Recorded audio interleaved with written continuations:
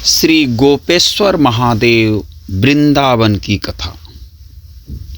मित्रों, यदि आप हमारे चैनल पर नए हैं तो सब्सक्राइब कर लें ताकि ऐसे ही धार्मिक कथाओं का नोटिफिकेशन सबसे पहले आप तक पहुंचे। तो हम लेकर आए हैं आपके समक्ष श्री गोपेश्वर महादेव वृंदावन की कथा। भगवान शिव से बड़ा कोई श्री विष्णु का भक्त नहीं और भगवान विष्णु से बड़ा कोई श्री शिव का भक्त नहीं। इसलिए भगवान शिव सबसे बड़े वैष्णव और भगवान विष्णु सबसे बड़े शैव कहलाते हैं। 9 साल के छोटे बाल रूप में जब श्री कृष्ण ने महारास का उद्घोष किया तो वृंदावन में पूरे ब्रह्मांड के तपस्वी प्राणियों में भयंकर हलचल मच गई कि काश हमें भी इस महारास में शामिल होने का मौका मिल गया। दूर दूर से गोपियां, जो कि पूर्व जन्म में एक से बढ़कर एक ऋषि मुनि तपस्वी योगी भक्त थे, महारास में शामिल होने के लिए आतुरता से दौड़े। महारास में शामिल होने वालों की योग्यता को परखने की जिम्मेदारी थी श्री ललिता सखी की, जो स्वयं श्री राधा जी की प्राण प्रिय सखी थी और उन्हीं की स्वरूपा भी थी। हमेशा एकांत में रहकर कठोर तपस्या करने वाले भगवान शिव को जब पता चला कि श्री कृष्ण महारास शुरू करने जा रहे हैं तो वो भी अत्यंत खुश होकर तुरंत अपनी तपस्या छोड़ पहुँचे श्री वृंदावन धाम और बड़े आराम से सभी गोपियों के साथ रास स्थल में प्रवेश करने लगे।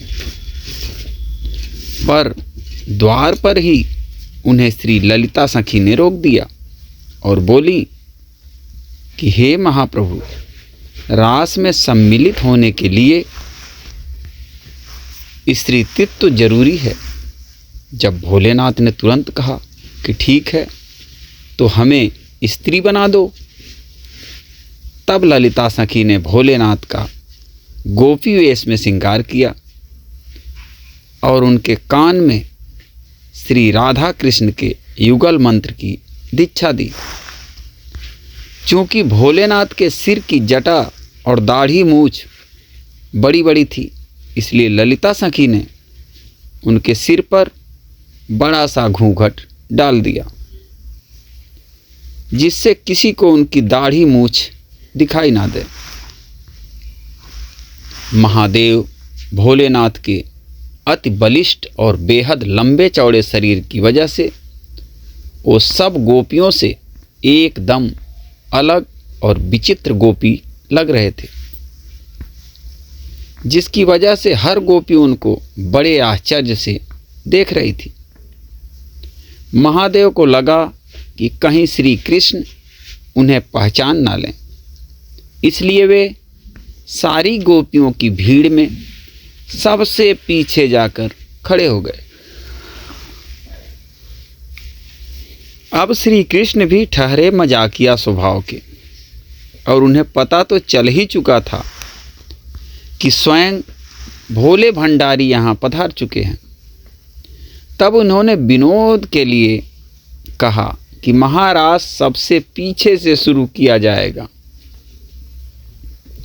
इतना सुनते ही भोलेनाथ घबराए और घूंघट में ही दौड़ते दौड़ते सबसे आगे आकर खड़े हो गए। पर जैसे ही वो आगे आए वैसे ही श्री कृष्ण ने कहा कि अब महारास सबसे आगे से शुरू होगा। तब महादेव फिर दौड़कर पीछे पहुँचे तो श्री कृष्ण ने कहा रास पीछे से शुरू होगा। तब महादेव फिर दौड़ कर आ गया। इस तरह कुछ देर तक ऐसे ही आगे पीछे चलता रहा और बाकी की सभी गोपियां आश्चर्य से खड़े होकर श्री कृष्ण और श्री महादेव के बीच की लीला देख रही थी।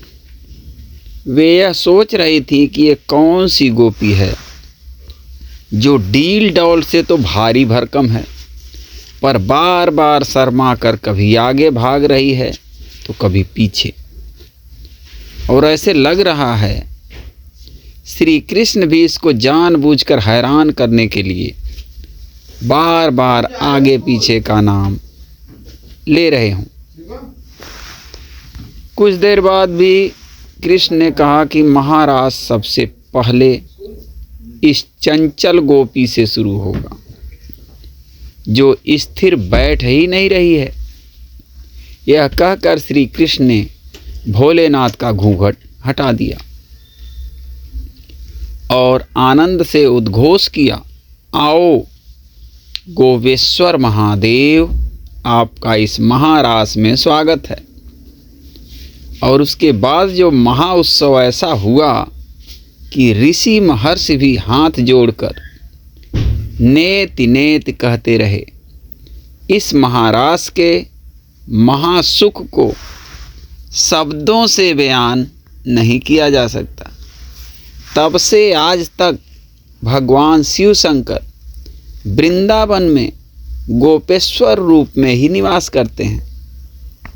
वृंदावन के गोपेश्वर महादेव मंदिर में, जहां उनका रोज शाम को गोपी रूप में नित्य रास के लिए श्रृंगार किया जाता है। श्री गोपेश्वर महादेव का दर्शन और इनकी इस कथा का चिंतन करने से श्री कृष्ण की भक्ति में प्रगाढ़ता आती है और इस कलयुग में भक्ति ही वो सबसे बड़ा सुलभ तरीका है जो इस लोक के साथ साथ परलोक में भी सुख प्रदान करता है। तो भाइयों, ये था श्री गोपेश्वर महादेव की कथा। आपको कैसी लगी कमेंट बॉक्स में अवश्य बताएं और अपने भगवत प्रेमी मित्रों में शेयर भी करें। और हमारे चैनल को अगर अभी तक सब्सक्राइब नहीं किए हैं तो सब्सक्राइब कर लें ताकि ऐसे ही धार्मिक कथाओं का नोटिफिकेशन सबसे पहले आप तक पहुंचे। इसी के साथ जय सिया राम।